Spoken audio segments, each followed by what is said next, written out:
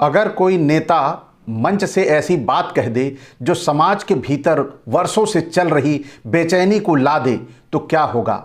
विवाद होगा, विरोध होगा और शायद मुकदमे भी होंगे। लेकिन सबसे बड़ा सवाल यह है, क्या लोकतंत्र में अभी केवल वही बातें कही जाएंगी जो सत्ता और भीड़ दोनों को पसंद हो? नमस्कार साथियों, आप देख रहे हैं जागो पंच और जागो पंच आपको बहुत ही बेहतरीन वीडियो लाकर देता है जहां मुद्दों को नहीं, टीआरपी से नहीं, जमीन की सच्चाई से देखा जाता है।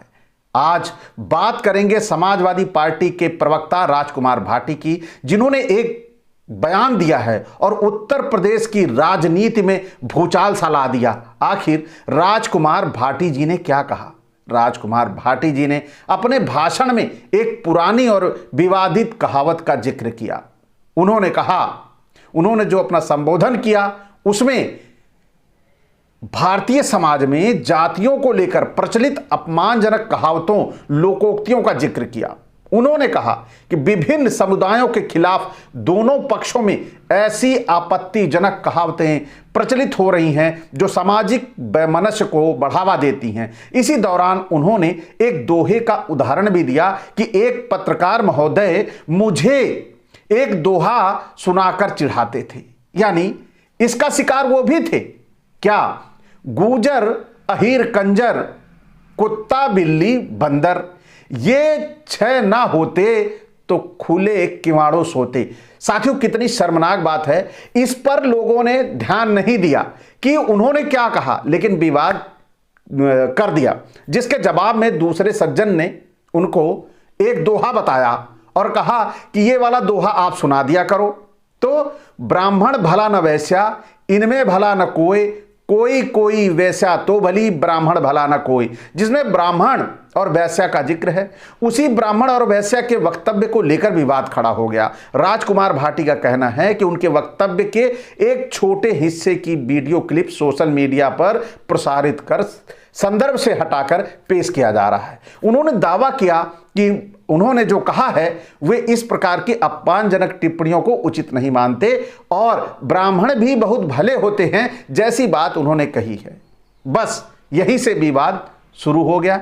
वीडियो वायरल हुआ, सोशल मीडिया पर तूफान आ गया, एफआईआर दर्ज हुई और भाजपा से जुड़े कई नेताओं ने इसे पूरे ब्राह्मण समाज का अपमान बता डाला। साथियों, यह सोचने की बात है, जैसे वो इंतजार करते हुए बैठे थे कि बस कहीं से कुछ मुद्दा मिले और मुझे बोलना है। अब यहां दो बातें हैं। पहली, कई लोगों को यह बात अपमानजनक लगी, उनकी नाराजगी स्वाभाविक है। लेकिन दूसरी बात उतनी ही जरूरी है, क्या किसी बयान का जवाब लोकतांत्रिक बहस से होगा या सीधे मुकदमों और भीड़ के दबाव से होगा?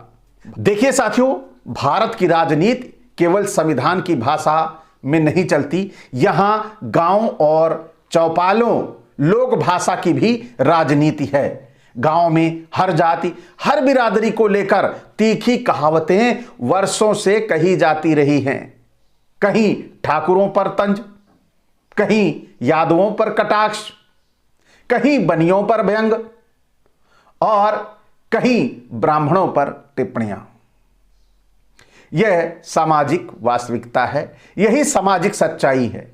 लेकिन अब सवाल यह है, क्या राजकुमार भाटी ने वह कहावत नफरत फैलाने के लिए कही या फिर वह अपने राजनीतिक अनुभव और सामाजिक नाराजगी को बयान कर रहे थे? यही असली बहस होनी चाहिए, यानी कि वो जो उनका अनुभव था, बहस इस पर होनी चाहिए, क्योंकि असली बहस यही है। क्या आज सच बोलना मुश्किल हो गया है? आज देश में माहौल ऐसा बन गया है कि कोई भी नेता कुछ बोलने से पहले डरता है कि यह बोलूंगा तो केस हो जाएगा, यह बोलूंगा तो ट्रोल हो जाऊंगा, यह बोलूंगा तो राजनीतिक कैरियर खत्म हो जाएगा। तो फिर लोकतंत्र बचेगा कैसे? जब बोलने पर इस तरह की कार्यवाहियां होने लगेंगी, अपना संस्मरण सुनाने के लिए कार्यवाहियां होने लगेगी, तो कौन बोलेगा? अपनी आप बीती सुनाने पर जब एफआईआर होगा तो होगा क्या?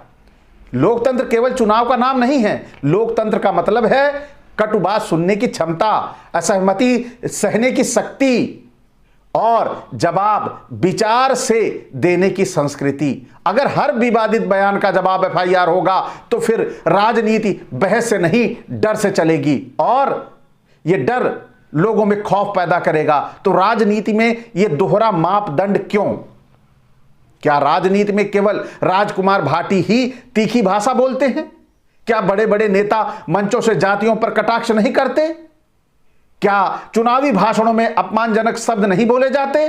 लेकिन तब कार्रवाइयां कहां जाती हैं? बस वजह है जनता पूछती है, कानून सबके लिए बराबर है या केवल कुछ लोगों के लिए? असली मुद्दों से ध्यान क्यों हटता है? जब भी देश में बेरोजगारी की बात उठती है, किसानों की बात उठती है, महंगाई की बात उठती है, तभी कोई नया जातीय विवाद सामने आ जाता है। पूरा मीडिया उसी में उलझ जाता है और असली मुद्दे गायब हो जाते हैं। जागो पंच पूछना चाहता है, क्या आज देश में नौजवान खुश है? क्या किसान खुश है? क्या आम जो गरीब आदमी है वह खुश है? नहीं, कोई खुश नहीं है। लेकिन टीवी पर बहस किस बात की चल रही है? एक बयान की। राजकुमार भाटी ने यह विवादित बोल दिया, लेकिन अब साफ साफ सुन लीजिए कि अगर मैं समर्थन कर रहा हूं तो समर्थन का मतलब भी साफ साफ है कि राजकुमार भाटी का समर्थन करने का मतलब यह नहीं कि हर शब्द को सही बता दिया जाए। अगर किसी को उनकी बात गलत लगी तो विरोध कीजिए, लेकिन लोकतांत्रिक तरीके से तर्क दीजिए, बहस कीजिए, लेकिन विवादित या विवाद करके नहीं, जवाब दीजिए, सही बात कीजिए।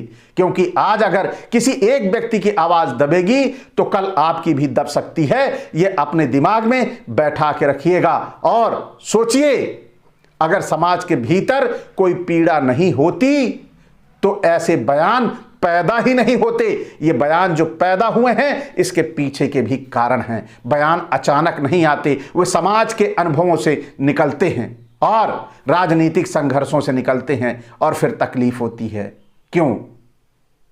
इसीलिए केवल व्यक्ति को खलनायक बनाकर समस्या खत्म नहीं होगी। जरूरत है संवाद की, सामाजिक ईमानदारी की और लोकतांत्रिक धैर्य की। आज जागो पंच से हम बस इतना कहेंगे, राजकुमार भाटी से असहमत होइए, लेकिन उन्हें सुनिए भी, क्योंकि लोकतंत्र में सबसे खतरनाक चीज क्या होती है आप जानते हैं? वह होती है कि जब लोग बोलना बंद कर दें, जब नेता डर जाएं, जब सवालों से भागने लगे। लोकतंत्र भीड़ से नहीं चलता, विचार से चलता है। और जब विचार खत्म हो जाएंगे तो लोकतंत्र खत्म हो जाएगा। मैं हूं आपके साथ और आप देख रहे हैं जागो पंच। तो आप जागिए, सोचिए और सच को सुनने की ताकत रखिए। यूं ही बस 7-10 मिनट की क्लिप से निर्णय मत लीजिए, 7 और 10 मिनट की क्लिप से भावनाएं आहत मत कीजिए। आप पूरी बात सुनिए और पूरी बात सुनने के बाद अपना निर्णय लीजिए, क्योंकि वह कार्यक्रम ही लोकोक्तियों और कहावतों के का कार्यक्रम था जिसमें उस पुस्तक का विमोचन होना था। तो वहां पर ऐसी कहावतों का अगर जिक्र हो गया तो निश्चित तौर पर कोई तूफान नहीं खड़ा हो गया। आप बात करिए, बहस करिए, तर्क कीजिए, लेकिन व्यक्तिगत होकर हमला न कीजिए, नहीं तो यह आपको भी सहना पड़ेगा। तो साथियों, इसी के साथ विदा। नमस्कार, जय जोहार।